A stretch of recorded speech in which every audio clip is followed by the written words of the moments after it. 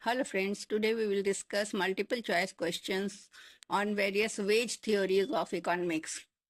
So it is MCQ series of economics, which is based on important theories of wages like subsistence theory, wage fund theory, marginal productivity theory, collective bargaining, residual claimant theory, and efficiency wage theory.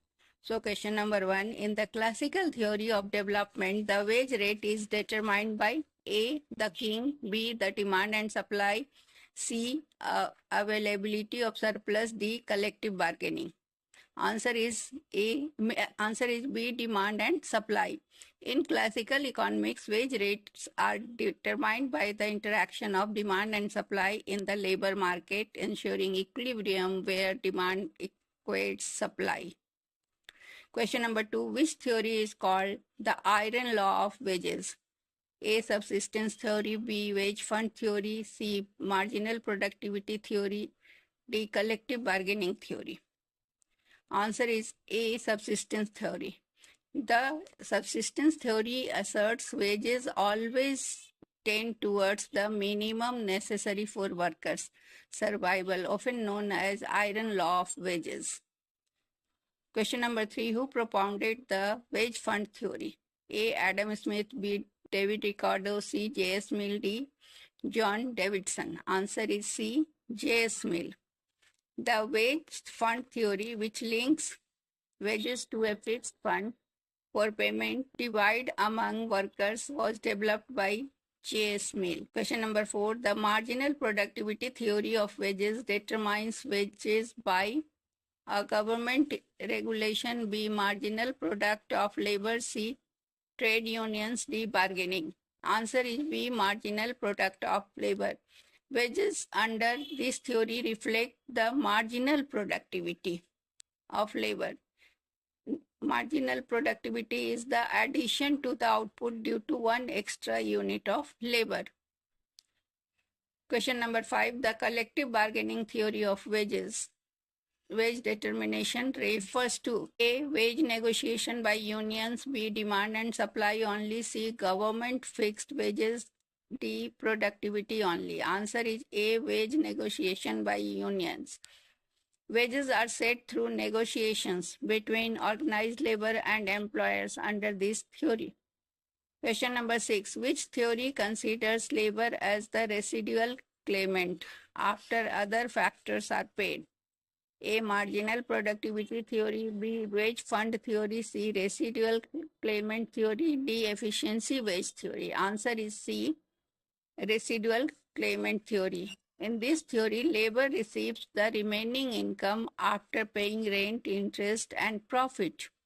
Question number 7, the efficiency wage theory suggests employers pay higher wages to reduce labor supply, B, induce higher efforts from workers, C, comply with laws, D, minimize union demands. Answer is B, induce higher efforts from workers. Efficiency wage theory posits paying above market wages boost workers' productivity and reduce turnover. Question number 8, which theory of wages is closely related to the Malthusian theory of population? A, wage fund theory, B, marginal productivity theory, C, subsistence theory, D, bargaining theory. Answer is C, subsistence theory. Higher wages lead to population growth, increasing labor supply and reducing wages, aligning with Malthusian ideas. Question number 9, real wage refers to the fair wage, the A, fair wage, B, the living wage, C, the purchasing power of the wage, D, the minimum wage. Answer is the purchasing power of wage. Real wage represents money wage adjusted for price level, indicating actual purchasing power. Question number 10, in perfect competition, wages are determined by A, government, B, demand and supply, C, collective bargaining, D, producer's discretion. Answer is B, demand and supply. Labor market equilibrium is achieved through demand and supply under perfect competition. Question number 11. According to wage fund theory, average wage per worker is calculated by total wage fund. That is number of workers. B, wage into productivity. C, wage into effort. D, wage into bargaining power. Answer is total wage fund by number of workers. Total wage fund by number of workers is the option A. The wage rate divides the fixed wage fund among available workers. Question number 12. Who developed the concept of bargaining theory of wages? A. Adam Smith. B. David Ricardo. C. Stuart Mill. D. John Davidson. Answer is D. John Davidson. Davidson introduced the bargaining approach in wages determination. Question number 13. According to subsistence theory, wages will dash with subsistence theory. The